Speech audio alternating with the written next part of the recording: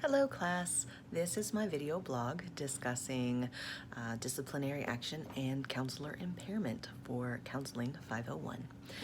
The first question is, what are the most common reasons for board discipline in the state of Virginia? I was able to look back 90 days and it looked like the most common reasons for disciplinary action in the state of Virginia were dishonored payment of licensure fees and dual relationships, followed closely by one count of impairment and one count of breach of confidentiality. My personal reaction as I read through the list is that I was somewhat surprised that there weren't more cases for disciplinary action. I would have thought that the state of Virginia would have had more than 10 people that have had their license suspended, revoked, or reinstated in the past 90 days. How might self-care or lack thereof result in counselor impairment? Lack of self-care can definitely result in counselor impairment. In an article I read titled Beyond the Breaking Point, Examining the Pieces of Counselor Burnout, Compassion Fatigue, and Secondhand Depression, which I accessed from the ACA Knowledge Center online, the authors state that counselor impairment can be brought on by all of the side effects of counseling that they mentioned in the title. If a counselor doesn't practice self-care proactively, then they are more susceptible to these conditions. And it is safe to say that burnout, compassion fatigue, and secondhand depression are all very valid reasons for a counselor to be considered impaired.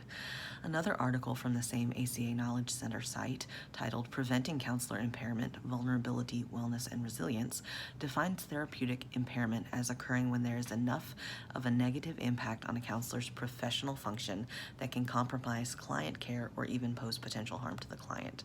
So being proactive towards self-care can help us with those things.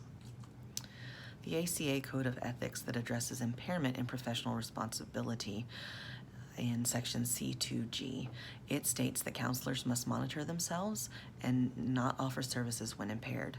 It also states that they will seek assistance for their impairment until it is deemed that they may safely resume their work.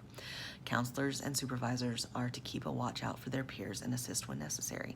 So we are all responsible for both our impairment and the impairment of others. Section B3F also speaks specifically about school counselors, which seems to indicate that their emotional, physical, and practice wellness is vital as well. The question that this all brings to mind for me is, if there are so many articles and discussions about what self-care looks like and how important it is, there doesn't seem to be a process in place that encourages or rewards proactive self-care. So my question is this: if the Code of Ethics and licensing boards require continuing education as a requirement to continue practice, would it not also make sense to require routine self-care checks? Food for thought. Thanks so much. I hope you guys have a great week.